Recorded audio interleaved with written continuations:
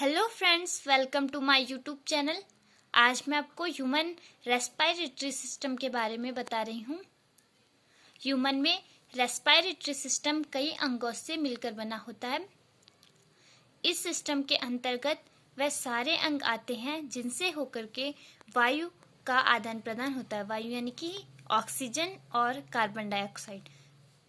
इसके बाद human respiratory system में हम पढ़ेंगे पार्ट्स ऑफ रेस्पिरेटरी सिस्टम, यानी कि वह अंग जिनके द्वारा रेस्पिरेशन की प्रक्रिया पूरी होती है।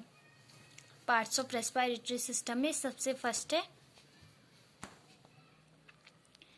नोज। सबसे पहले नोज में वायु यानी कि ऑक्सीजन प्रवेश करती है। नोज के भीतर हेयर फॉलिकल होते हैं जो धूल के कण तथा सूक्ष्म जीवों को शरीर में प्रवेश करने से रोकता है। नोज के भीतर की परत म्यूकस मेम्ब्रेन से बनी होती है जो म्यूकस का सेक्रेशन करती है। म्यूकस का सेक्रेशन वायु को नम बनाता है। इसके बाद सेकंड पार्ट है फेरिंग्स यानी कि ग्रसनी। वायु नोज से फेरिंग्स में आती है। यह रेस्पिरेटरी सिस्टम का सबसे प्रमुख अंग होता है। यह अंग वायु एवं भोजन के संवहन का कार्य करता है। श्वास के रूप में ली गई वायु फेरिंग्स से होकर श्वासनली यानी श्वासनली में पहुंचती है। इसके बाद थर्ड पार्ट आता है लैरिंग्स। श्वसन मार्ग का वह भाग जो फेरिंग्स को श्वासनली से जोड़।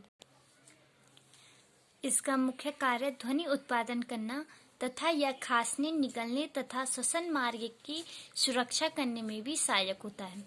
इसके बाद आता है ट्रकिया यानी कि श्वासनली। यह वक्ष गुहा में होती है।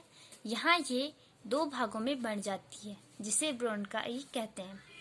इनमें से एक शाखा दाएं फेफड़े में तथा दूसरी शाखा बाएं फेफड़े में जाकर फिर कई शाखाओं में विभक्त हो जाती है। इसके बाद ह्यूमन रेस्पिरेटरी सिस्टम में आता है लंग्स यानी कि फेफड़े। यह वक्ष गुहा में एक जोड़ी अंग होता है जिसका आधार डायफ्राम पर टिका रहता है। प्रत्येक फेफड़े में करोड़ों एल्वियोलाई होते हैं। प्रत्येक फेफड़ा एक झिल्ली से घिरा होता है जिसे प्लूरल मेम्ब्रेन कहा जाता है। इसमें द्रव भरा होता है। यह द्रव फेफड़ों की रक्षा करता है।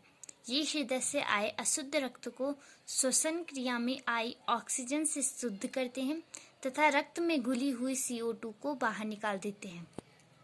इसके बाद ह्यूमन रेस्पिरेटरी सिस्टम का लास्ट पार्ट आता है डायफ्राम।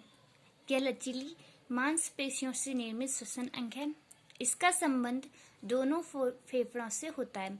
यह दोनों लंग्स को नीचे की ओर साध कर यानी कि टोन करके रखते हैं। फ्रेंड्स, इसके बाद आता है ह्यूमन रेस्पिरेटरी सिस्टम का डायग्राम। सो फ्रेंड्स, ये है ह्यूमन रेस्पिरेटरी सिस्टम का डायग्राम। इसमें nasal passage, mouth, ribs, pharynx, लैरिंग्स, lungs और डायग्राम को दर्शाया गया है। इसके बाद मैं आपको एक बार फिर से सारे नोट्स दिखा देती हूँ। सो फ्रेंड्स, अगर वीडियो पसंद आए तो वीडियो को लाइक, शेयर, सब्सक्राइब करना बिल्कुल भी ना भूलें।